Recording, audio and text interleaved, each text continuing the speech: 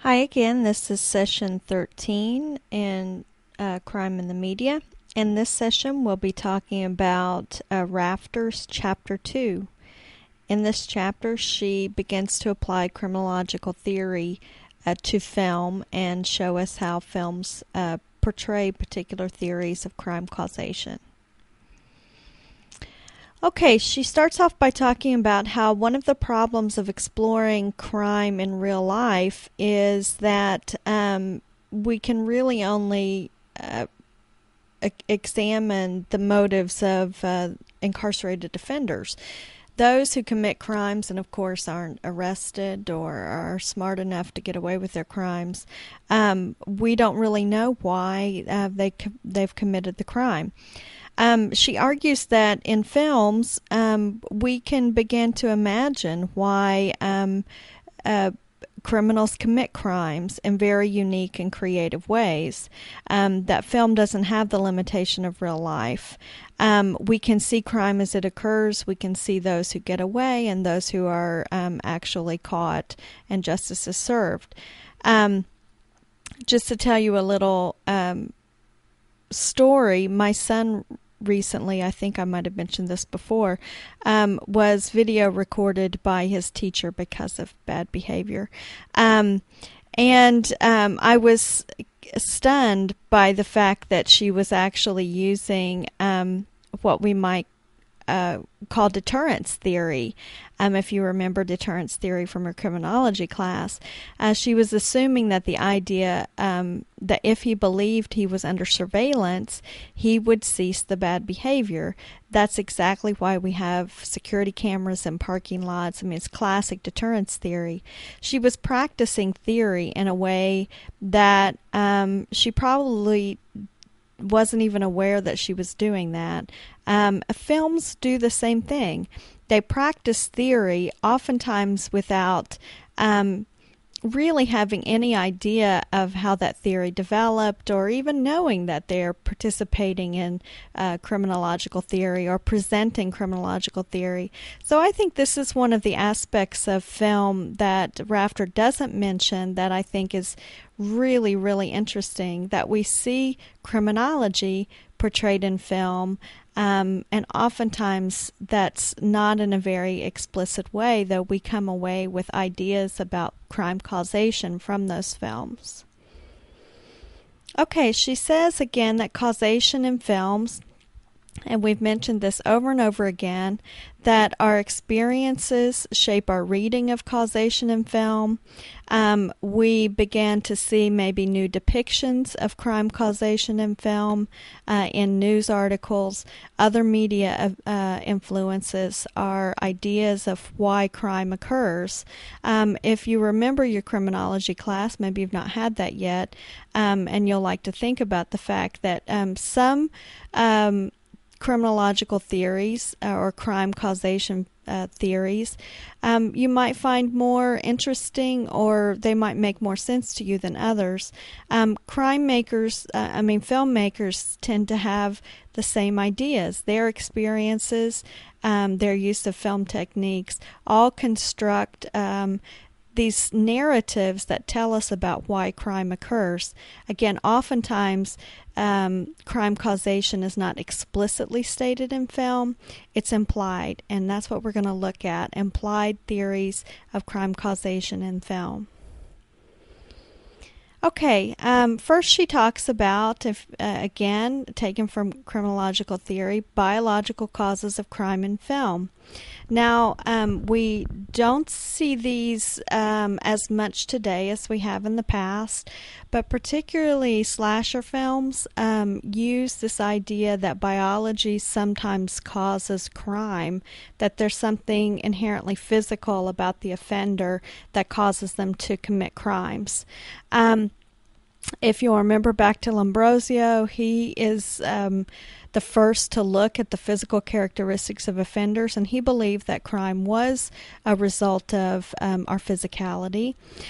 Sheldon talked about somatotypes, and he talked about how there were 3 different body types, and of those body types, the big broad-shouldered, muscular, body type was more likely to be associated with crime. So we see kind of they were called mesomorphs. The big guys were the ones he believed were most likely to be offenders. Now we see this represented in film. Frankenstein, particularly the old one. Now, Frankenstein, again, was created from bodies of offending cadavers of offenders. He had the brain of a criminal implanted in his body. And while it's not a perfect example, we see that he's a big, hulking type of character who has no impulse control, that there's some association with his physicality and his ability to process information, and he's very animalistic, actually. In this scene, he's watching a girl who's picking flowers. He tries to make a connection with the small child, ends up trying to hug her, and he kills her because he hugs her too strongly. Later in the film, we see that he reacts violently when he's threatened. So his violence is associated with his body, his brain's incapacity to process information. His body is hulking and big, and so he's far more powerful than those who threaten him. We also see body types playing an important role in horror films. Mike Myers in the Friday the 13th series, Leatherface in Chainsaw Massacre. Again, you can see that they're big characters, that their physicality plays a role. This is picked up in other types of slasher films and horror films where basically the criminals are depicted as those who are physically strong and capable of overpowering victims.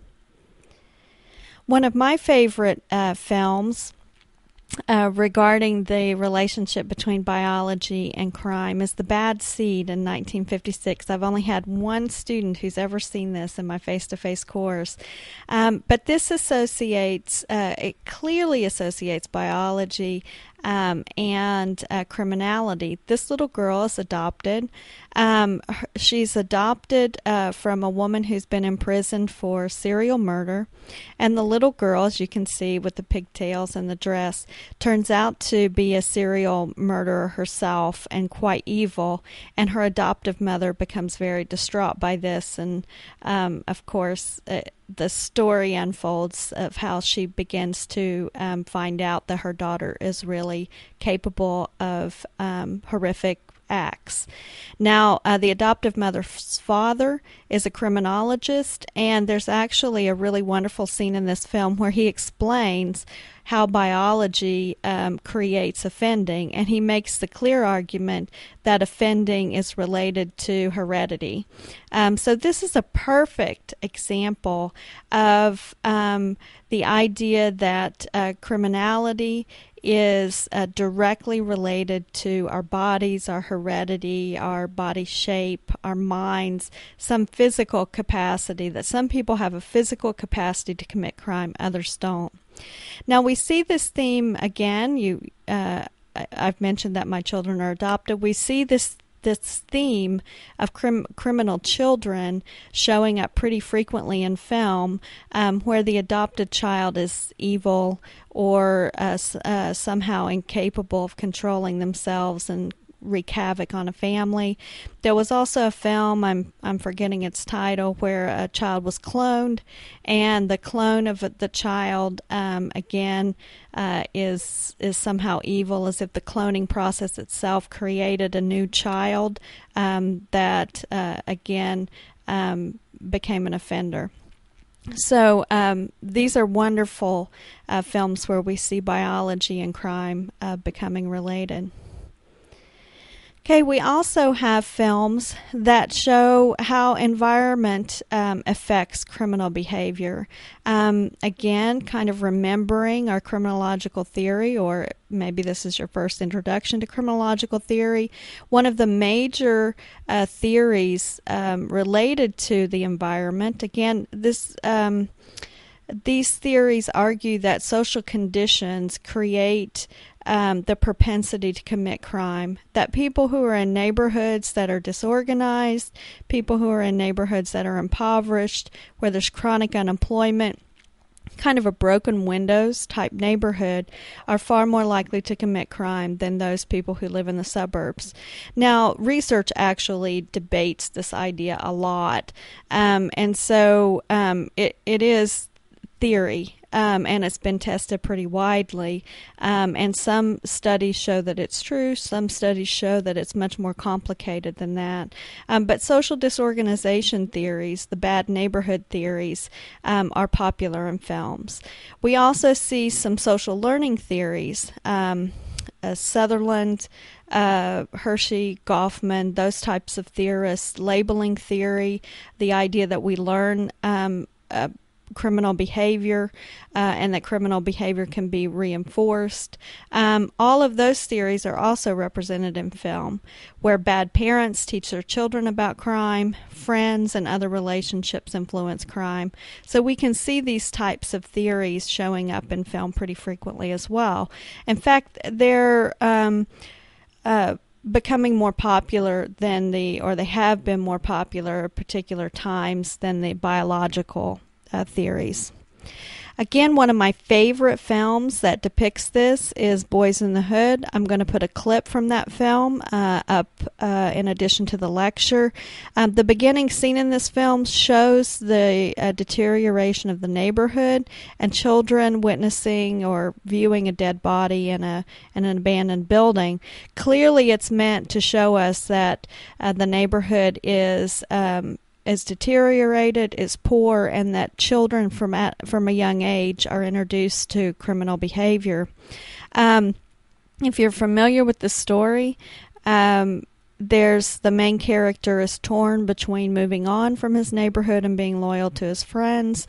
But again, in terms of environmental theories, this neighborhood is drug ridden, organized around gangs, it's impoverished, there's ethnic and racial tension, and there's clear signs of neighborhood deterioration. And that lends itself to, again, a causation theory that this setting is influencing the behavior of the primary actors in the film. It's a great film. If you've not seen it, I encourage you to do so. And then we have, again, a really good film, Do the Right Thing by Spike Lee. This film is kind of classic. I'm also going to post a nice clip from this film. It's a fight scene in a pizza parlor. He uses canted angles in a very interesting way, so I want you to pay attention to the filming techniques that help communicate the tension. But in Do the Right Thing, again, you'll see multiple ethnicities. You'll see, and it's clearly debated. Ethnic relationships are just obviously debated in the film. You'll see ethnic tension, a relatively impoverished neighborhood, and it's an urban neighborhood, which harkens back to Sean McKay's idea that urban neighborhoods are more likely to see crime occur. And as we move away from urban settings to suburbs, we see less crime occur. Okay, in the next lecture, we'll continue talking about theory in film, and we'll pick up psychological theories in film. Again, view some of the examples as that will be attached below this lecture.